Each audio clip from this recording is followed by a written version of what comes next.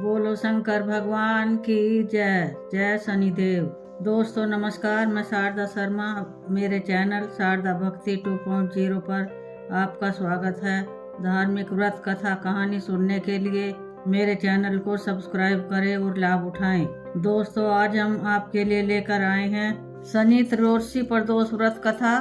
तो आइए शुरू करते हैं। त्रयोदशी प्रदोष व्रत विधि विधान सहित त्रयोदशी व्रत करने वालों को सूर्योदय से प्रथम ही ब्रह्म मुहूर्त में उठकर नित्य कर्म से निवृत्त होकर शंकर भगवान का स्मरण करना चाहिए। व्रत वाले दिन भोजन नहीं करना चाहिए। सायंकाल को जब सूर्यास्त से घंटा भर शेष रहे तब स्नान आदि कर्मों से निवृत्त होकर श्वेत वस्त्र धारण कर वह पूजन के स्थान को स्वच्छ जल और गाय के गोबर से लीप कर मंडप को भली भांति सजाकर 5 रंगों को मिलाकर पद पुष्प की आकृति बनाकर कुशा के आसन पर पूर्व तथा उत्तर दिशा से विमुख होकर आसन पर बैठे और शंकर भगवान का पूजन करे।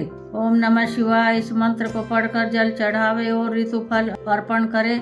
यह भी ध्यान रहे सायकाल के पश्चात और रात्रि आने से पूर्व दोनों के बीच का समय संध्या समय का जो वक्त होता है उसे ही प्रदोष कहते हैं। त्रयोदशी व्रत महात्मा। त्रयोदशी उर्फ प्रदोष व्रत करने वाला मनुष्य सदा सुखी रहता है। उसके संपूर्ण पापों का नाश इस व्रत से ही हो जाता है। इस व्रत के करने से विधवा स्त्रियों को अधर्म से गिलनी होती है और सुहागन नारियों का सुहाग सदा अटल रहता है। बंदी कारागार से छूट जाता है। जो स्त्री पुरुष जिस कामना को लेकर इस व्रत को करते हैं उनकी सभी कामनाएं कैलाशपति शंकर पूरी करते हैं। सूत जी कहते हैं त्रयोदशी का व्रत करने वाले को 100 गौदान का फल प्राप्त होता है। इस व्रत को जो विधि विधान और तन मन धन से करता है उसके सभी दुख दूर हो जाते हैं। सभी माता बहनों को 11 त्रयोदशी या पूरी साल की 26 त्रयोदशी पूरी करने के बाद उद्यापन करना चाहिए। शनि प्रदोष पद प्राप्ति कामना हेतु शनि प्रदोष व्रत करे।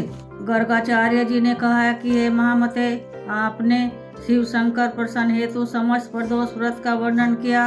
अब हम शनि प्रदोष विधि सुनने की इच्छा रखते हैं, सो कृपा करके सुनाइए। तब सूत जी बोले, हे ऋषि, निश्चयात्मक रूप से आपका शिव पार्वती के चरणों में अत्यंत प्रेम है। मैं आपको शनि त्रयोदशी के व्रत की विधि बतलाता हूँ, सो ध्यान से सुने। पुरातन कथा है कि एक निर्धन ब्राह्मण की स्त्री दरिद्रता से दुखी हो सांडिल्य ऋषि के पास जाकर बोली, हे महामुने, मैं अत्यंत दुखी हूँ, दुख निवारण का उपाय बतलाइए। मेरे दोनों पुत्र आपकी शरण में हैं। मेरे ज्येष्ठ पुत्र का नाम धर्म जो कि राजपुत्र है और लघु का नाम सूचिव्रत है। हम दरिद्री हैं, आप ही हमारा उद्धार कर सकते हैं। इतनी बात सुन ऋषि ने शिव प्रदोष व्रत करने के लिए कहा। तीनों प्राणी प्रदोष व्रत करने लगे। कुछ समय पश्चात प्रदोष व्रत आया। तीनों ने व्रत का संकल्प लिया। छोटा लड़का जिसका नाम सूचिव्रत था एक तालाब पर स्नान करने को गया तो उसे मार्ग में स्वर्ण कलश धन से भरपूर मिला। उसको लेकर वह घर आया। प्रसन्न हो माता से कहा कि हे माँ, यह धन मार्ग में प्राप्त हुआ है। माता ने धन देखकर शिव महिमा का वर्णन किया। राजपुत्र को अपने पास बुलाकर बोली, देखो पुत्र, यह धन हमें शिव जी की कृपा से प्राप्त हुआ है, अतः प्रसाद के रूप में दोनों पुत्र आधा आधा बांट लो।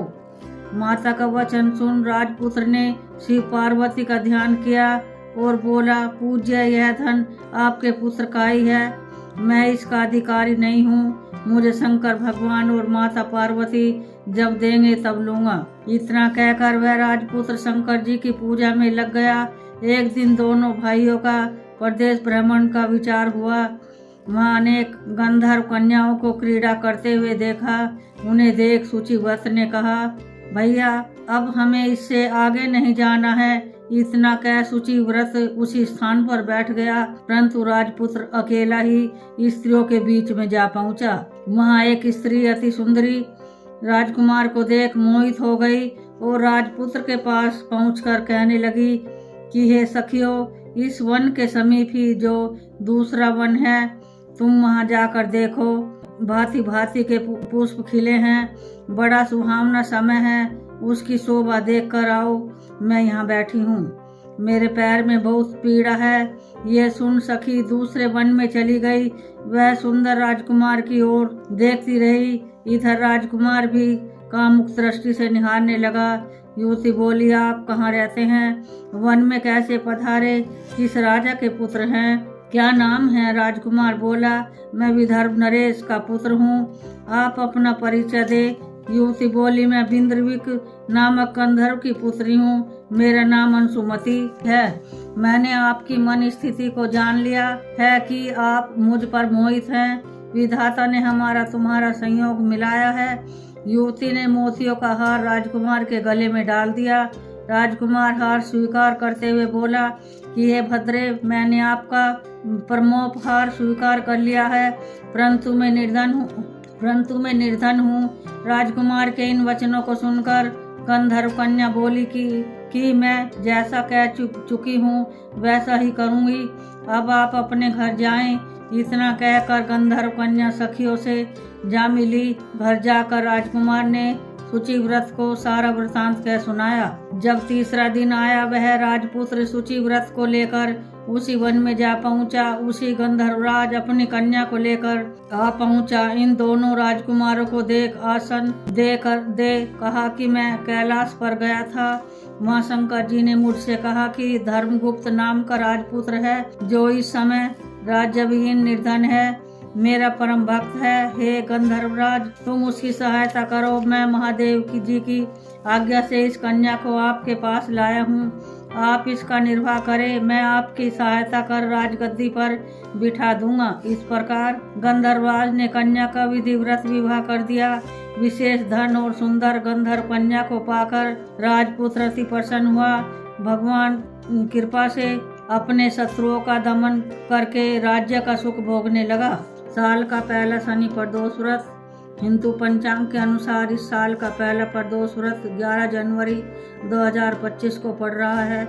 यह व्रत शनिवार को है, इसलिए इसे शनि प्रदोष व्रत कहा जाता है।